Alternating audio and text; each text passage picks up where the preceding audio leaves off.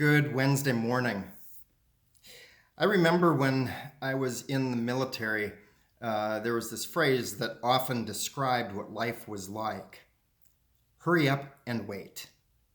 Hurry up and wait. I remember in basic training, we would be marching off to a building for maybe an appointment of shots for the whole group, or for some training of some sort. And the marching would turn into a run, running to a cadence. And we would hurry up to get from this building to the next. And then we would stand in line once we got there, sometimes half an hour before the line would start moving. Hurry up and wait. And of course, we didn't have cell phones. First of all, it was before cell phones, but secondly, you wouldn't be allowed to carry it with you anyway. And so while you're waiting, what did we do? We stood there. We might have the ability to talk to the person in front of us or behind us, but for the most part, we stood right where we were. And we had to learn patience. And we had to learn how to deal with waiting.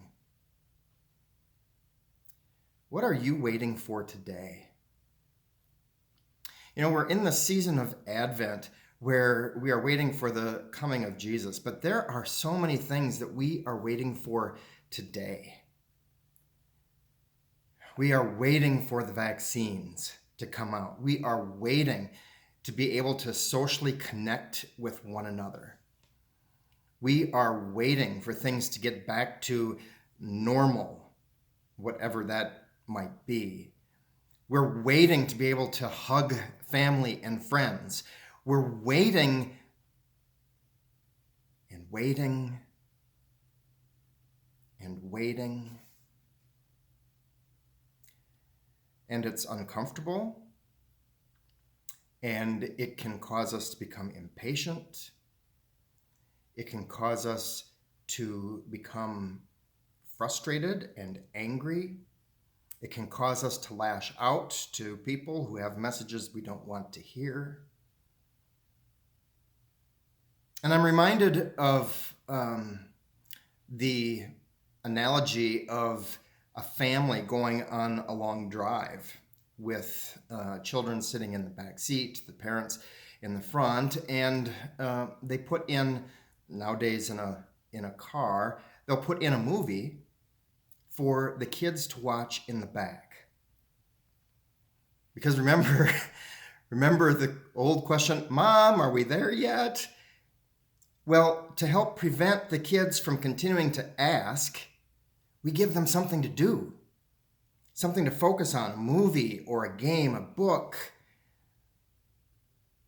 And it seems then when we aren't just focused on that thing we're waiting for, or that person that we're waiting for, when we keep ourselves preoccupied with something else, it doesn't seem like it's taking so long for the wait to happen.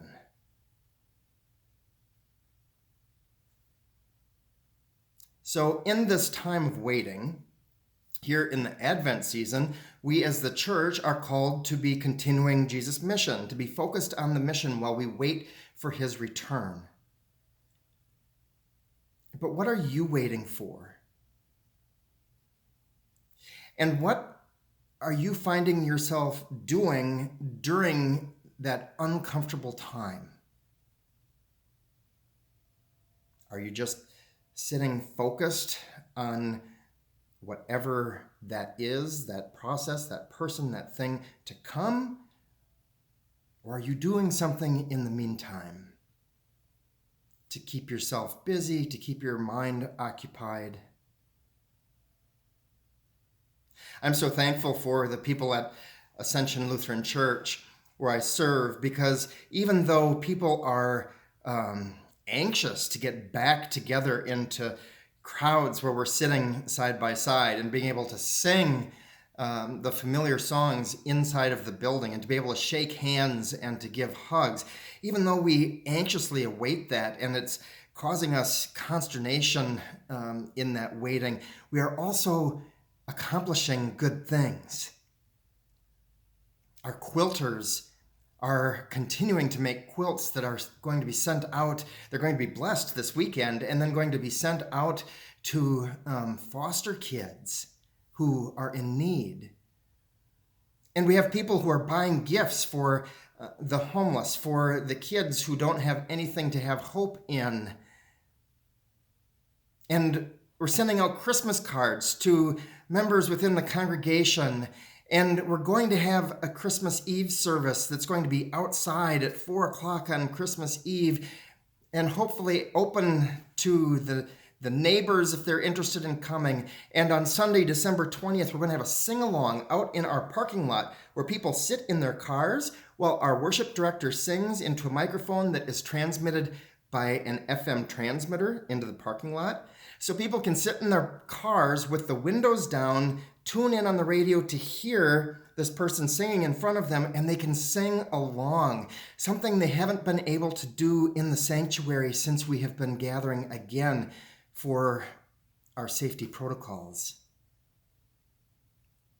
We are doing things that are connecting with people, that are doing good for people, and though we're not doing it at the pace that we used to, we're doing good stuff. And that's what matters.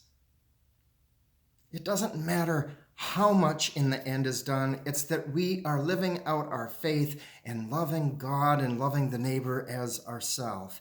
And even if it seems like it's too little, if it's loving someone, if it's supporting someone, it is a whole lot. I want to wish you a blessed rest of your week. I want to thank you for how you have been loving people up, how you have been supporting people in these times of waiting. And I want to say a prayer today for you, if you would like one. Just let me know in the comments below what we can pray for during this time of waiting. God bless you. Until we meet again next week, goodbye.